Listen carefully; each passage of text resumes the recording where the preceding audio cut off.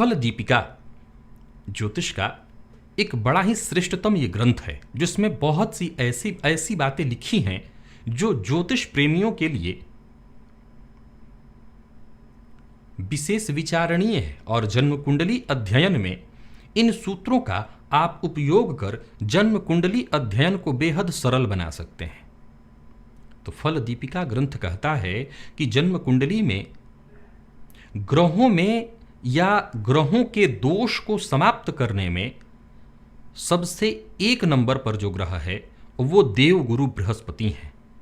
निशेष दोष हरणे शुभवर्धने च, जो उनके अंदर दोष है उस दोष का हरण करके उनकी शुभता को बढ़ाने वाला कौन है? तो वीर्यम गुरोर, जो सबसे अधिक बली ग्रह है इस मामले में वो गुरु हैं। वो सभी ग्रहों के जो दुष्परिणाम है, दोष हैं, उनका हरण करते हैं, जन्म कुंडली के दोषों का हरण करते हैं। और इसके बाद तदवीर्य पाद दल शक्ति भृतौज्ञ शुक्रौ, अर्थात उससे आधा बल शुक्र के पास है। शुक्र अगर जन्म कुंडली में बली अवस्था में हो तो जन्म कुंडली के दोषों का समन करते हैं। और शुक्र के का जो है आधा बल बुध के पास है। ध्यान से सुनिए, देवगुरु बृहस्पति जन्म कुंडली में अगर बलवान हो, वैसे तो मैंने अपने कार्यक्रमों में सदैव आपको क्या बताया कि सूर्य जन्म कुंडली के नैसर्गिक बलि ग्रह हैं। अगर जन्म कुंडली में सूर्य बलि हो तो निसंदेह हम कुंडली को मजबूत कह सकते हैं। लेकिन ज्योतिष शास्त्र का फल दीपिका का ये श्लोक मैं आपको समझा रहा हूं, ये कहता है कि अगर देवगुरु बृहस्पति जन्म कुंडली में बलि अवस्था में हो तो ये दोषों का हरण करते हैं। जन्म कुंडली में अगर कोई दोष है, कोई पीड़ित स्थिति है, कई तरह के दुर्योग लगे हैं, तो उसका समन करके जन्म कुंडली को मजबूत बनाते हैं देवगुरु बृहस्पति। और यही काम शुक्र करते हैं। लेकिन शुक्र की ये काम करने की जो क्षमता है, यानी कुंडली के दोष हरण की जो क्षमता है, वो गुरु से आधा है। और यही काम बुध भी करते हैं, लेकिन बुध की ये जो शक्ति है वो शुक्र के आधा है। ध्यान से समझिएगा कि गुरु के आधा शुक्र और शुक्र के आधा बुध।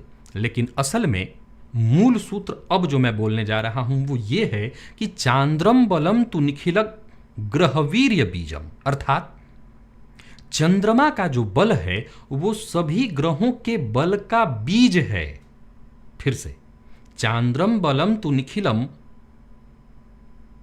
ग्रहवीर्य बीजम, अर्थात जन्म कुंडली में अगर चंद्रमा के पास बल है तभी बाकी के ग्रह अपना काम कर सकते हैं।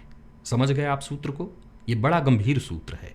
यानी यहां पर मूलतः चंद्रमा के बल को बताया गया कि चंद्रमा बीज है।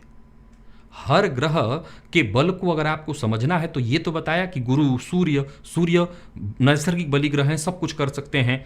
अगर गुरु की बात करें तो ये सबसे ज्यादा दोषों का समन करते हैं। इसके बाद शुक्र वही काम करते हैं, बुध इसके बाद वही काम करते हैं। लेकिन कहा नहीं, पहले ये ध्यान से समझिए कि इन सबों का जो बल है उसका मूल, बीज क्या है? मूल होता है। वो कहा वो चंद्रमा है।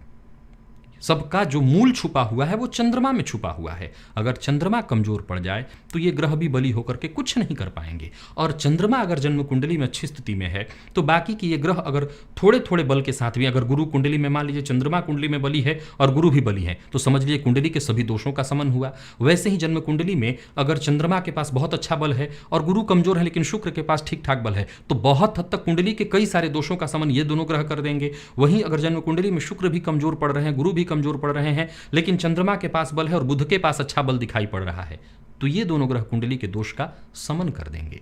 यानी इन सभी ग्रहों का जो मूल बीज है वो चंद्रमा है। चंद्रमा के पास बल हो तो कुंडली में जो ये ग्रह हैं जो कुंडली के सभी दोषों का समन कर सकते हैं, उनको बल मिल जाता है।